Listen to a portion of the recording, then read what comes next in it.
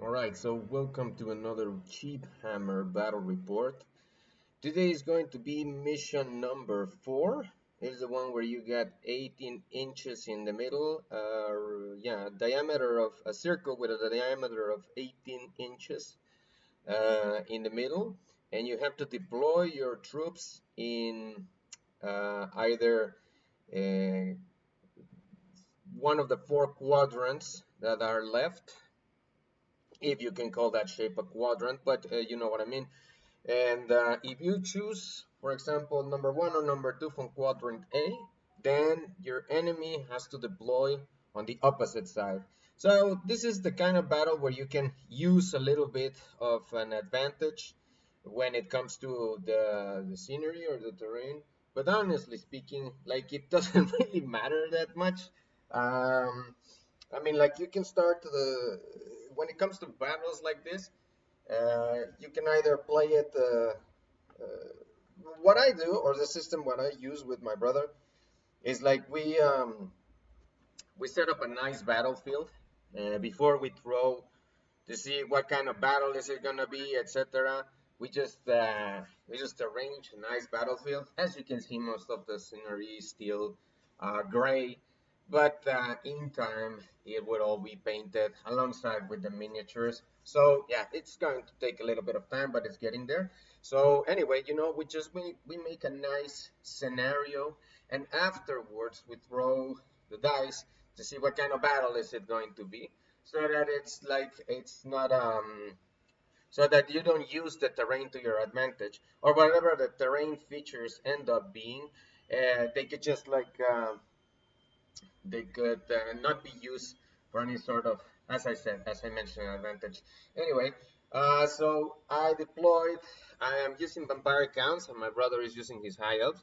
Now, in this battle, particularly, I made my big unit of 60 skeletons with all my retinue of vampire counts, with one vampire troll, battle standard bearer, Drakenhawk banner, level 4, the Necromancer with Dark Magic, and all my vampires have Vampire level 1, Wizard level 1s, and they all got signature spell, Doom Bolt from the Dark Magic lore. Then I can cast Doom Bolts at my enemy. They're all with great weapons, heavy armor, and shields. I got a big unit of ghouls behind. It's the unit that has the ghouls and um, those like ogres that I turned into kind of like ghouls.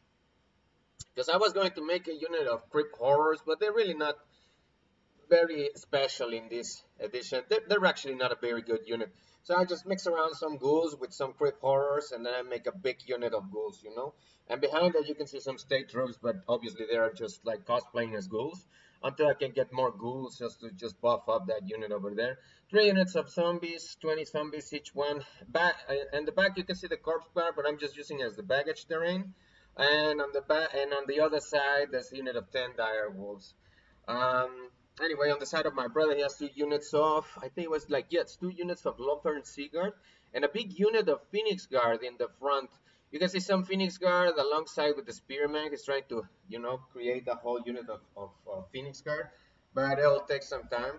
And two, as you can see, there's like an Imperial Cannon and the bolt thrower over there, and there's supposed to be 2 Eagle's Claw. That feature of terrain, which has like that shrine over that platform, is his baggage terrain, just playing as his baggage terrain. Anyway, so that's the list. So let's go to turn number 1. In turn number 1, he got the first turn. So of course, he moved his big unit of Phoenix Guard to the front and use them as a shield against my Doom Bolts. Use his Phoenix Guard as a shield to protect 2 units of Lothern Seaguard over there. I think it was a unit. The 2 Lothern Seaguard are in the back, and 1 unit of White Wolves of White Lions of Grace is also on the back of the Lothern Seaguard. My unit of Wolves has moved up north because of Vanguard, and yeah, pretty much everything just remained in place. There hasn't been any casualties in this picture. So let's see what happens in the next one. In the next one, we're already seeing clashes. Um, my unit of skeletons charge into his unit of Phoenix Guard. My unit of ghouls is moving on the side of it. 3 units of zombies just back there, just wasting time. Some casualties on the side of the Phoenix Guard. I think he casted. I think he casted. He successfully casted Walk Between Worlds with his unit, and you gotta always be careful with that particular spell because it's just super powerful. Like one thing that you can do is like if you got heroes, just remind yourself to buy them the Burning Blade, which is just 5 points and you can equip it multiple times to different sorts of heroes. So if you're in a circumstance where you have to decide between using, for example, if you manage to dispel his spell, now you go for your extra hand weapons. Depends on what you're going through. You're going against elves, mostly stuff in the street, so you go for an extra hand weapon, and you can just create more wounds. If they successfully cast the spell, because your infantry is not going to be able to do anything, but on the other side, your unit of your vampires are going to be able to cause enough wounds to keep fighting them. So you can just use that and gives you magical attacks, and then you can fight ethereal units. Zombies on the back, charge the unit. Now, when you see these weird formations, here's the thing: when you see my retinue of vampires, it means that I put them on the front because the bases are completely different size from my regular infantry, and my skeletons, or the unit of my skeleton units, are very delicate, the miniature. So I don't want to just like on it, just take them off from its platform because they're all magnetized. So if I take it off from its platform and put it back in and take it off and put it back in, it's just gonna break the miniature. So I don't like that. So I would rather just stick to using to putting my heroes on the front and just using the back as the real front of the unit. Once I reach the possibility of charging and everything, I'll just clash the heroes, and we just by logic just notice the gaps and the spaces, which units are able to hit, etc., etc. It's a thing about just conversing with your opponent and just saying, listen, man, it's like I don't want to move a lot of my skeletons or zombies because they're very delicate units. That's why I block them on units of 10, because if I just make them on units of just like individual, just move them individually, I will have to just carry them every time with my fingers, or just pull them out of the bases with my fingers, or the platforms with my fingers, and it's just going to inevitably going to break them. And if that's something that I really don't like when it comes to your miniatures, is just to constantly have to keep on gluing them because they keep on breaking and breaking and breaking. And this is a solution for me. This works for me, and it has worked for my brother as well. So we just keep it that way. Anyway, so his unit of white lions moving on the flank. So there's probably going to be some engagement between my ghouls and his white lions. Wolves are trying to go for his war machines, or maybe for the baggage carrier. So baggage train, sorry. So let's see what happens in the next picture. Next picture. So I completely slaughter the unit of Phoenix Guard, and they flee. Problem is that the ghouls haven't engaged, and now the wolves on the north are trying to go get those machines. So there's a victory for the vampire counts. I have received sufficient wounds. The problem is that it's like whenever here's the issue. If you get charged and you have absolutely nothing to, and this is a very important thing. If you get charged and you have absolutely nothing to counter ethereal units, you are toast. If they got enough hits, like for example with the white lions, that they get that furious charge and that extra attack, and maybe they can cast a spell upon them to give them an extra attack or something like that. If you get that and you cannot retaliate in any form because the unit is ethereal, you are toasted. And especially with units like undead, necromantical undead. Why? Because you're going to suffer wounds, and then after you suffer those wounds, you gotta allocate the wounds that you keep on losing from the break test. And then by the end of it, it's just going to, even if you got indomitable with your special characters, if the wounds are sufficient, it's just going to wipe them all out. So you gotta be careful with those things, you know. Just remember, if you're going against an army, remember this thing: if you're going against an army that has potentially high magic, there's going to be that spell. That spell is a must, but you can counter it, obviously. And the other problem that I had in this combat, or in this battle particularly, it was that my Doom Bolts were completely inefficient against his unit because he wipes out from the last time. And the thing, it was like, I got a Doom Bolt cast on a 7 plus on most of my vampires. The issue with it is that his unit has a very high magic resistant thing, and he cast a spell which increased the magic resistance bubble around his units. So what this does is, if I can cast my Doom Bolts, which I just go for quantity and the chance of getting it. On a 7 plus, it's not such a bad chance of getting it. It's not the best. It's slightly less favorable, but it's still castable, you know. And if you got 6 vampires all strong, and at the same time you got excellent warriors that at the same time can cast really hard damage on the other units. But here's the issue: if he casts, or successfully casts, the magic resistance spell, then those Doom Bolts are as good as they're just good as nothing. Why? Because now you're casting an 11. Because if they got a 2 plus magic resistance, that means I gotta cast the magical vortexes, or um, or magic missiles that target that unit with a -2. So that becomes 9, and it's with my 6 vampire throws. Let's not say about my level 4 necromancer. So that's 9, and then the other thing, and if they already have some sort of magic resistance, like in the case of the Phoenix Guard, then that's less. That's 11. So, so obviously casting these spells against the Phoenix Guard was going to be useless. But I didn't have any other target, so I decided to just cast and see what happens. And that's not counting that perhaps he can just dispel it. So if you get a high casting roll, I mean, it's pretty difficult that they can dispel it, but still, some of those hits can go through and you can create some damage. But the chance is really low, so at that point, it doesn't really matter. I think it's just like a one-trick pony, or it's kind of like those tricks that you have that list that you can build up around that list, and you can use it in certain circumstances and see if it works, you know. It's like, okay, so he doesn't know that I can use this card under my sleeve, so I'm gonna go for the Doom Bolt barrage before I just go for the attack, you know. And the best thing that you can do is like equip your unit of skeletons also with the rampaging banner, so that you have the reserve move. I think it's the hellish banner, something like that. There's a banner over there in the list of vampire counts that allows you to have reserve move, and buff up your unit of ghouls so you can have, I don't know, 80 skeletons and 80 ghouls, and just go for it, and, you know, just have the reserve move.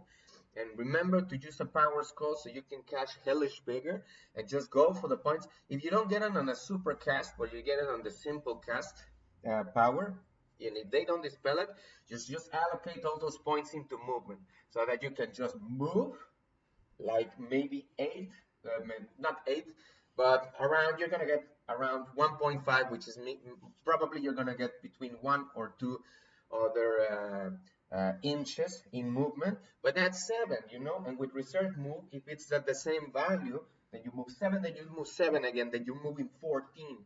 And with your goals, you're gonna move 4, and you're gonna move 4 again, so you're gonna move 8, you know. So that's your marches. And of course, this comes after your shooting phase, but it doesn't matter, you know. It's like you gotta get there as fast as possible, you know. And since like reserve move does not stack, well, uh, you can just use it once.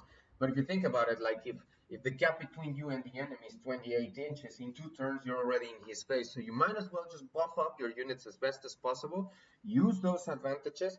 Use those spells. Remember to bring up some power scrolls, because these are quintessential spells and you need them to get there.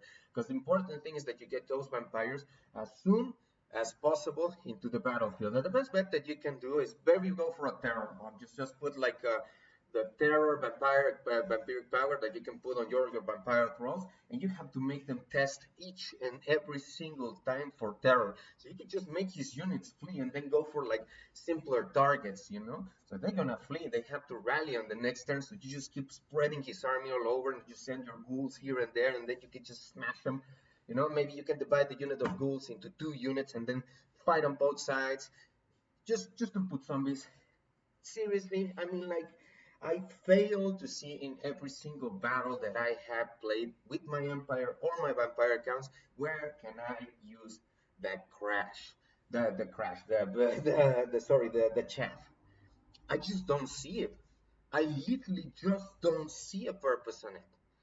It's just you know, maybe you can use it. Maybe you can put them behind the ghouls so that they look like ghouls. You know what I'm saying? Is it's like I think that's like the best option that you can have. But honestly, like maybe put one if you see maybe you have like but that's why you got like bat swarms, you know, you can just use those and they're cheaper than the zombies. I mean that doesn't matter. I mean like they're very cheap units. If you have some spare points, maybe you can put them on both flanks. You know, if you're gonna get flanked, just send the zombies over there. Just make a big string of zombies over there so they can just block the enemy. Let's take one turn, then deter the enemy. That's their purpose, is just to deter them. But honestly, if you're expecting much battle coming from your zombies, you got another thing coming, buddy. It's just not gonna work. So anyway, let's go to the next picture. On the next picture, of course, because of crumbling and me not paying attention and putting the burning blades on my unit, the crumbling has completely just destroyed my unit. The 3 units of zombies have pretty much not done anything, and the ghouls are engaged in combat with the Phoenix Guard. If they manage to cast their his favorite spell, which is Walk Between Worlds, that unit is not gonna make any damage back. So remember that either you have assailment spells or you have burning blades. So otherwise, you're not gonna do any damage against them. Let's see the next picture. In the next picture, like mostly all my heroes have been killed by core heal, and it's just my necromancer level 4. He only has 1 wound, and my vampire trolls over there only have 1 wound.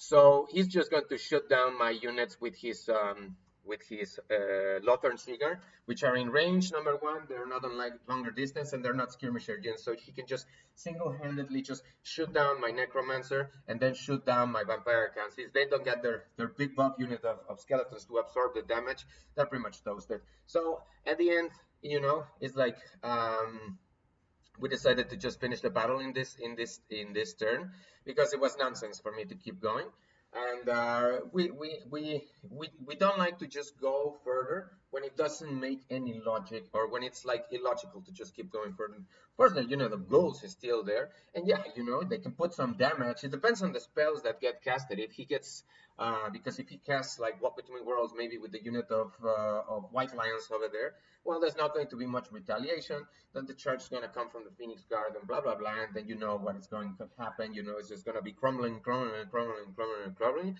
Plus the crumbling from the Necromancer Lord not being in the battlefield. So there is no unit that can take up the army. So you start losing even more wounds. So that's the thing, you know. So that's a victory for the High Elves. Next battle, got to wise up a little bit more with the choosing with the army. So there's certain things that are very quintessential. Power scrolls and burning blades. You know, this is things that I think Wand of Jet. If you really want to cast those spells, it's a +1. But it can, you know, it could just like when you get doubles, you can just lose it. You know, but you know, go for a Wand of Jet. I guess not bad. 2 power spells and a Wand of Jet, and but if you really need those spells, just make sure that you can get them. You know, your vampire claws with great weapons, burning blades, etc., and maybe give them the vampiric power so he can make a lot of terror tests. That's a good thing, you know, because you go on the off chance that if he flees, his whole unit, the unit that you're targeting and making it flee, is going to collapse his whole fighting unit. So that's an important thing, you know, and nothing in the High Elves army is unbreakable. So you can use that to your advantage. Don't put zombies. It just don't. Just make another unit of ghouls. Just mix them around with the ghouls and make big units of ghouls. Zombies are useless in this game. And or just use them as just protection. Just put them over there just to deter the enemy or something like that. But yeah, that will be it for this battle report. Thank you so much for watching, and we'll see you in the next one.